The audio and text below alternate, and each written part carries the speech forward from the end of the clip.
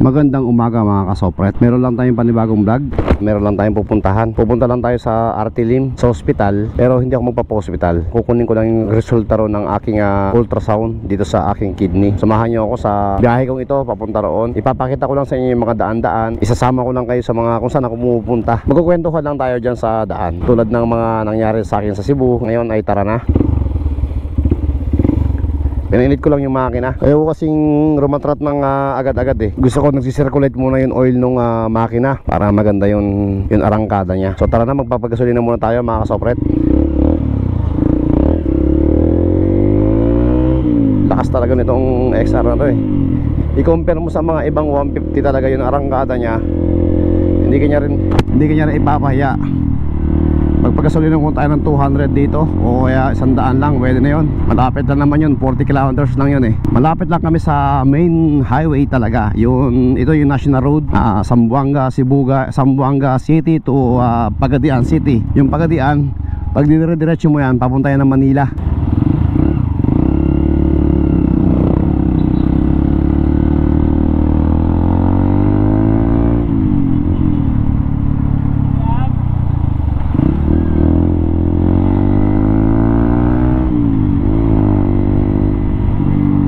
Magpagasolina muna tayo rito.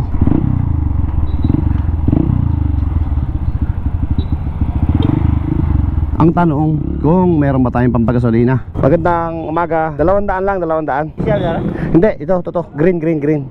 Alright, 200 full tank kaagad. Kasi naggasolina ako dun sa Dipolog. Grabe yung tipid no, full tank sa Dipolog. Gasolina ako sa Dipolog ng full tank. Tapos nakauwi na ako dito sa amin. Hindi ko nagamit. Ngayon ko palang gagamitin tong motor. Tapos ginasolinahan ko ulit ng 200 full tank ulit. Ibig sabihin, dun sa full tank niya 200 pesos lang ang nabawas sa 200 kilometers. Hindi ko kasi alam mag-commute ng mga ganyan eh. Diretso lang tayo mga kasopret. Siguro mga 40 kilometers to.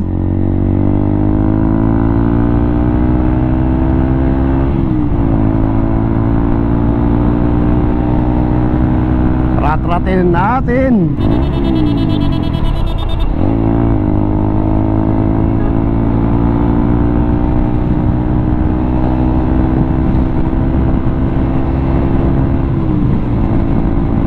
Grabe.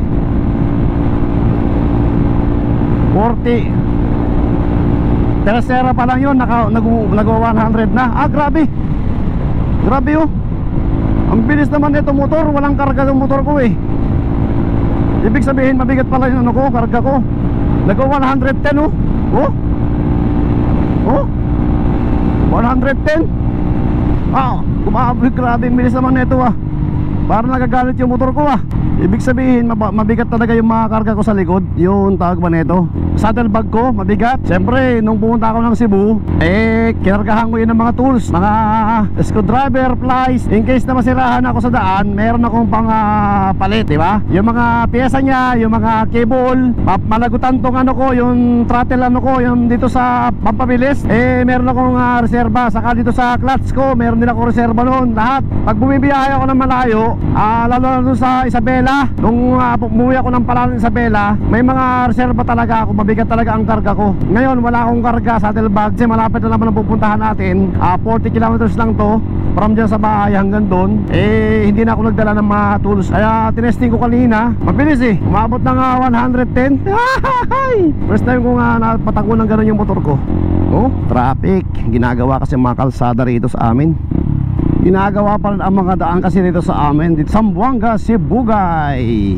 Kaya one way pa lang dito eh. Kaya nag-stop ako doon kanina. Ayan pati tulay ginagawa.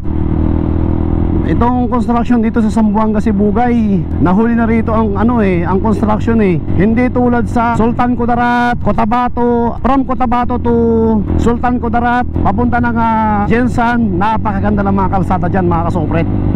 Talagang ratratan talaga. Dito nahuli na eh. Ngayon pa lang nag-widening yung iba. Kaya minsan traffic dito. Papuntang Dipolog, ganun din. Hindi pa tapos lahat ng mga kalsada. Diretso lang tayo.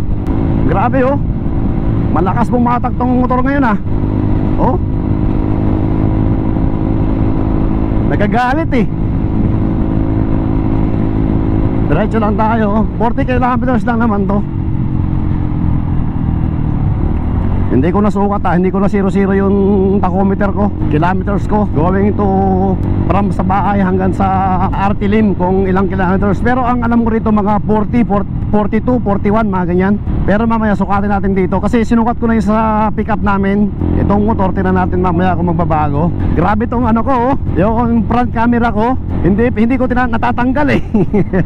Siguro lobat na yan. Sana mapalitan ko na yan, may magbigay sa akin. Shoutout sa mga sponsor ko nung nagpunta ako ng Cebu. Maraming salamat sa inyo.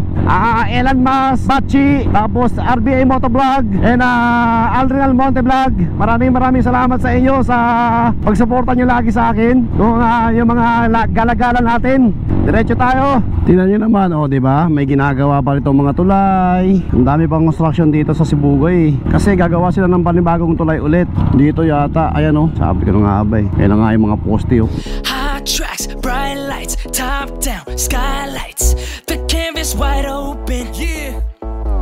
Red shoes, gold chains, big hair, valet. The cameras are rolling. One shot, one dream. 6 hearts, one team. Cause we walk through the streets when we hit it to the beat on the Hollywood scene.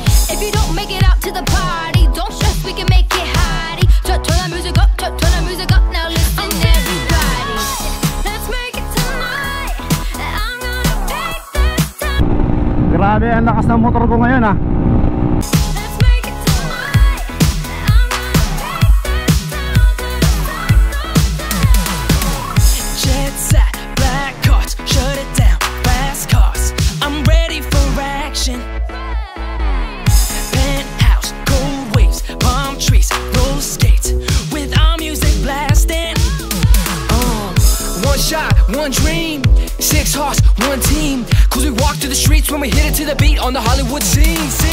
If you don't make it out to the party, don't stress, we can make it hottie. Turn that music up, turn that music up. Now listen everybody, let's make it tonight.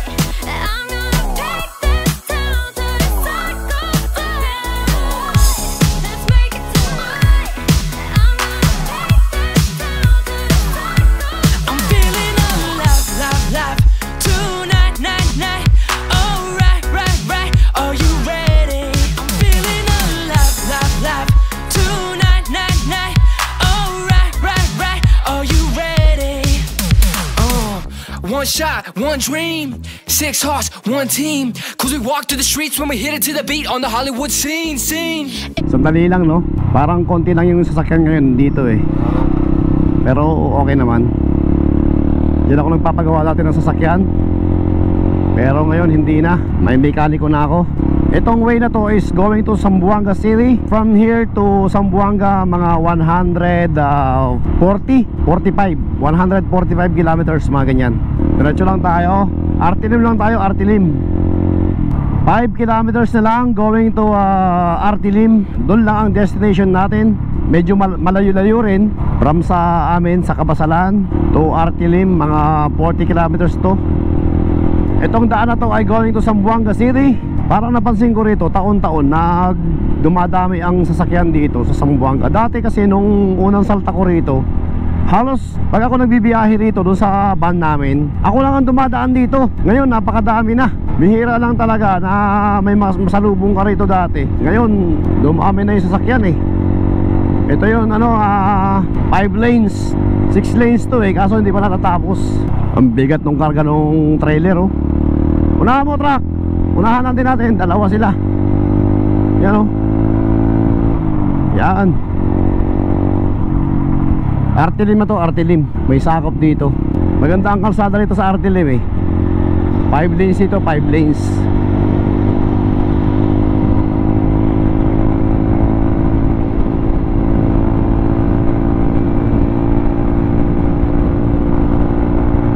Grabe pumapalo talaga itong motor ko nagagalit lagi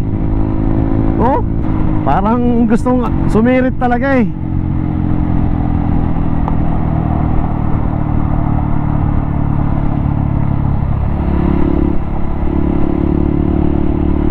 pati itong tulay na to malamang to papaluwagan din to kasi maluwag na yung kalsada rito Malapit na tayo sa ospital. Kukuha lang naman ako ng resulta. Sana okay yung resulta ng aking kidney. Kasi nagka-stone problem na ako dati. Stone former kasi ako, sabi ng doktor ko dati. Yan na.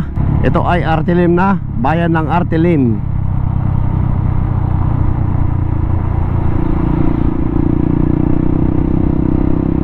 Lagpas lang tayo ng konti rito, tapos liliko na tayo rito sa papunta ng Siocon. Nag-vlog-vlog na rin ako dito. Dito rin ako dumaan dati noon. Kung makita nyo na yung Siocon, meron Siocon yun na title yung isang vlog ko.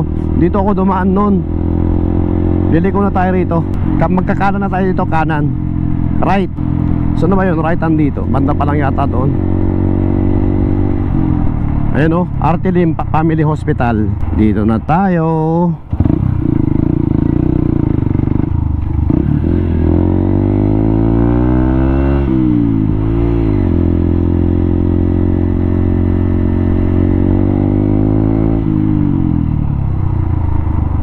Grabe, bumalik pa ako rito para lang sa resulta. Sabi kasi nung nag-testing sa akin, i-email niya lang daw sa akin, email. Hindi naman niya in-email sa akin Dito tayo, may malilim dito Few moments later. Alright, pauwi na tayo. Nakuha ko na yung resulta. Okay naman, pagbasa ko sa resulta dun sa aking kidney ay isupot naman. Pero ipapacheck ko pa rin sa doktor. Wala naman nakita ang bato. Yan Artilim Family Hospital Corporation. Napakaganda yung loob. Kukuhaan ko sana yung loob Bibidyohan ko sana, kaso medyo baka bawal. Baka tayo masita. Nagkape-kape rin ako doon. Kumbaga, kape-kape. Matikman din natin yung yung kape nila doon na masarap. Parang ang tapa nung kape nila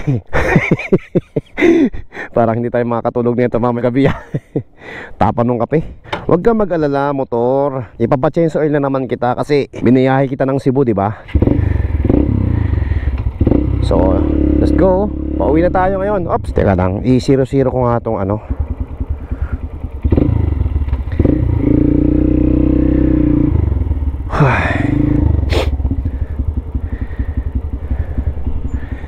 Kung maalala nyo, nung pupunta ako ng Siocon, papunta yan na sa Siocon.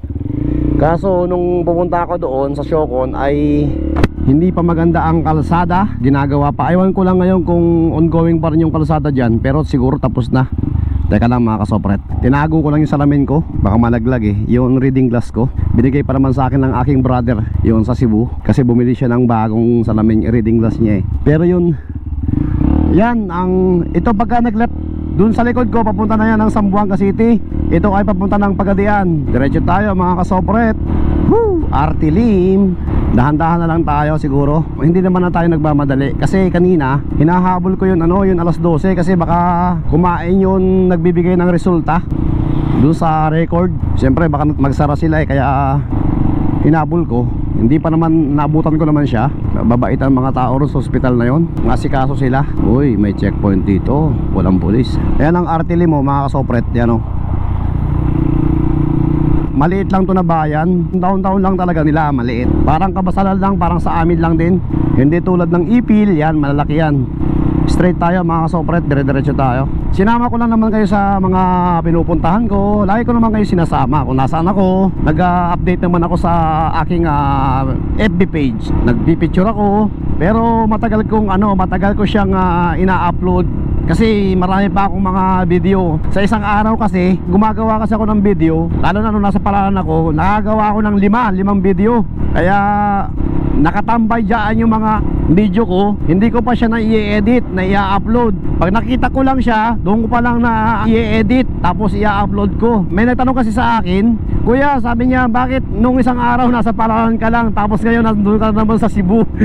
Pasensya na mga kasopret. Kasi yung Palawan ko, nung namatay ang aking tatay, doon ko siya ginawa yung mga video na yon. Pero nandito na ako sa Mindanao. Tapos nung 2024 January is namasyal kami sa Cebu.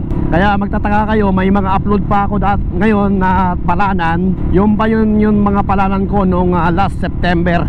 Pero bago pa naman yun, last year lang naman yun Ilang buwan pa lang naman yun, mga 3 buwan pa lang yun eh. Hindi pa naman siya totally lumang-luma na yung mga video ko na. Nakaligtaan ko lang kasi syempre hindi lang naman yan ang ginagawa ko. Busy rin ako sa aming farm kasi syempre meron din kaming farm. Kailangan puntahan ko rin yung mga tanim-tanim doon. Baka may mga namatay na, nagpapaabono kami, ganyan, di ba? Nagpapatabas, papatanim ako ng palay. Kaya hindi naman laging nagbablog ako lagi sa buhay ko. Saka yun, nakikita nyo sa mga vlog ko na panay gala-gala lang. Siyempre, yun lang ang laging ginagawahan ko ng content, yung mga gala-gala. Pero yung mga buhay ko sa farm, minsan lang ako gumagawa kung magustuhan ko lang. Kasi minsan kasi pagka nasa farm ako, maulan, ayaw ko mabasa yung mga equipment ko sa pagbablog, yung mga GoPro. Minsan sa gala-gala lang. Kasi pagka gumagala ka, yun lang ang iisipin mo, yun kung sa kakakain, sa ka matutulog, tapos sabay vlog, di ba?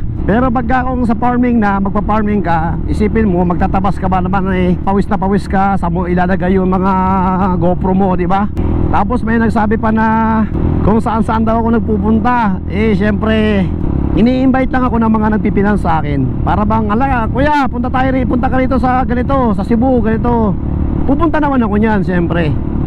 Tulad ng pagpunta ko sa Cebu, pera ko yung ginastos ko doon, pagpunta doon. Tapos alam naman nila na gumastos tayo. Para bang ibinabalik lang din nila yung ginastos ko para sa mga gala-gala. Pero okay naman, masaya naman basta lagi kang masaya sa buhay mo. Fight lang ng fight, di ba? Huwag kang laging malungkot. Basta kung may problema ka, tawanan mo lang yung problema, di ba? Go ahead tayo, go ahead.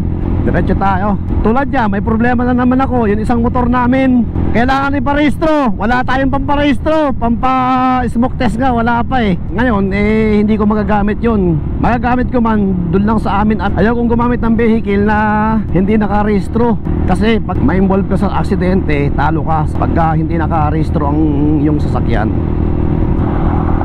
Diretso lang tayo. No, overtaken lang tayo kasi 70-70 lang aking takbo. Napakaganda dito mag-ride sa mga kasopret dito sa Zamboanga, Cebu guys. At dadaan tayo ron sa technician ko, si Wayma Kapugong vlog. Magaling yun na technician dyan sa Ipil. May tatanungin lang ako kasi meron akong 2 computer na luma at ibibigay ko sa simbahan. Gusto ko siyang i-reformat para maging bago. Tingnan natin kung magkano yun pa-reformat niya. Dadalhin ko doon sa susunod na araw. Hot tracks, bright lights, top down, skylights. The canvas wide open, yeah. Red shoes, gold chains, big hair, valet. The cameras are rolling. One shot, one dream, 6 hearts, one team. Cause we walk through the streets when we hit it to the beat on the Hollywood scene. If you don't make it out to the party, don't stress, we can make it hotty. Turn that music up, turn that music up. Now listen, everybody. Let's make it tonight. I'm gonna take this down to the cycle down. Let's make it tonight. I'm gonna take this down. Ito lang ang gusto ko sa XR ko napakatipid. Hindi siya mabilis, hindi rin siya mabagal. Sakto lang, tumatakbo lang ng 110, ganyan. Pero sa Cebu, hindi ko patakbo ng 100. Hanggang 80-80 lang ako. Kasi sa Cebu ay kurba-kurbada ang kalsada doon. At napakadaming sasakyan. Tapos napakakitid ng kalsada. Sa Cebu kasi is medyo crowded na. Marami ng sasakyan talaga. Ayan yung bagong Gaisano dito sa amin. Yan. Sa April yan, sa April. Kaso 2 beses pala ako dyan na pumasok. Nag-grocery kami dyan naubos yung pera namin dyan nung Pasko. Kaya hindi na kami nakabalik dyan kasi wala na talagang pera, sagad na. Wala na kaming pang ulam Yung ulam namin kaninang umaga, daing na lang dahil dyan sa Gaisano na yan. Hindi ko naman siya sinisisi pero nakakaubos talaga ng pera dyan sa Gaisano pag pumasok ka dyan. Diretso tayo. Kaya pag minsan kasi hindi talaga ako pumupunta ng Ipil, nakakaubos dito ng pera Kaya dadaan lang tayo rito. Kasi pag huminto tayo, saan man tayo tumambay dito, tulad yan gusto mong pumasok dyan, siyempre malalagasan ka dyan ng pera. Jollibee, maging boksingero tayo, yung pera kailangan hindi makalabas. Ano lang talaga, pugong-pugong ba dito tayo dadaan mga kasopret. Tinan natin yung bangko rito kung open siya. At lilis lang tayo sa LTO kasi baka may nagbabantay doon na LTO eh. Although wala naman siyang masisita sa akin, kaya lang ayaw ko yung nasisita lang. Ano lang tayo, gala na lang tayo kasi abala yung ganun eh. Pag nasita ka, abala. Tapos baka may mahanap pa na mali dito sa ating motor, eh maabala pa tayo, di ba? Tulad sa Cebu, na checkpoint tayo pero pinabante rin naman tayo kaagad kasi sige sir, sabi nung pulis eh. Go na. Kasi alam niya wala naman makikita na violation ko eh. Kasi yung tapat kasi niyan, LTO na yan eh. Dito ako nagpaparehistro oh. Diyan yung agent ko diyan, oh, ayun oh, LTO yan oh, di ba? Ang rehistro pa naman nitong motor ko ay August pa. Matagal pa to eh. Ito naman ay budget wise, daan tayo rito kasi may tatanungin ako gumagawa ng computer. Kung yun nga, nasabi ko na sa inyo kanina, may dalawa akong computer. May tatanungin ako sa kanya kung magkano ang singil niya sa isang computer. Papareformat ko eh, kasi ibibigay ko yun sa mga pastor para may mga gamit yung mga pastor namin. Ito yun oh, MBH. Dito tayo mga kasopret. Ngayong umaga, nandiyan si Y Makapugong. Ay, umalis sir. Ay, umalis? Oo. May tatanungin sana. Magkano? Sige, doon na lang sa kanya. Oo. Magkano kaya? Dito na lang sa babae, pala sa babae na lang. Wala din sir. Wala din? May dalawa kasi akong computer doon na luma. Oo. Magkano kaya, di ba papareformat ko siya parang bago kasi bibigay ko sa ano, magkano kaya ang pareformat dito? Sige. Magandang umaga. Magkano ang pareformat bay? May dalawa kasi akong lumang ng computer bay. 500. Okay, salamat bay. Okay na, salamat. Oo, salamat. Alright, alis na tayo mga kasopret. Naitanong ko na 500 daw ang singil sa reformat. So uwi na tayo, dadaling ko na lang dyan yung computer. Kung may pagkakataon, makabalik tayo ulit dito. Bihira lang kasi kami dito pumunta mga kasopret. Budget wise, Gaisano, kasi nakakalagas dyan ng pera eh. Malalagasan ka talaga ng pera dyan. Kaya bihira lang kami galagala. Mahirap na maggagastos ngayon ng pera eh. Alam mo naman, hindi natin alam ang panahon. Kailangan meron kang pera lagi na makukuha pag may mga emergency, di ba? Tipid-tipid ba? Tipid-tipid. Hindi laging galagala, bili ng pagkain, bili ng masarap. Kailangan ano muna tayo, tuyo-tuyo lang muna tayo. Tuyo, itlog, ganyan. Kaso yung itlog ngayon, nagmahal na rin eh. Dati 5 lang yan eh, 5. Ngayon 10 piso na ang isa, yung pinakamaliit pa, di ba? Tapos gulay, yung gulay naman sobrang mahal na rin ngayon. Grabing paninda ngayon eh. Magtanong muna ako dito sa Honda kasi may papalitan ako dito eh. Yun at rumatrat na naman tayo. Huminto lang ako doon sa Honda. Tanong na ako ng mga pyesa ng ating Honda XR 150. Meron doon si RF 150 pang trail. 306 ang presyo ng 150 nila. Grabe. Tingnan nyo na lang sa aking reels. Nireels ko siya. Tinanggalan nila espaldo rito oh. Ayan oh. Sobrang lubak-lubak kasi rito. Magandang panambak yan sa ano. Kung nagpapagawa ka ng bahay, matibay yan ang panambak. Pati ditong tulay na to, babaguhin din nila yan. Marami pang gagawin talaga rito sa Zamboanga, Sibugay. Hindi rin ako maiwan ng mga pick up eh. Pagdating sa Santa Clara, ihinto rin sila kasi traffic dun eh. Mabilis talaga sila. Pero naabutan ko rin sila. Yan na, naabutan ko na nga oh. Nag-slow down na sila kasi traffic na rito eh, Santa Clara eh.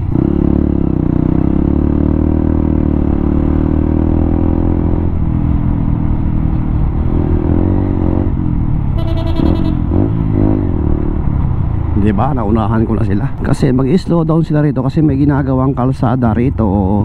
Itong lubak dito sa corner na to, ayun oh, tagal na yan. Dito sa Zamboanga ay magdo 12 years na ako. So nakita ko na yan dati pa. 12 years na rin yan. Kalsada na yan na sira-sira.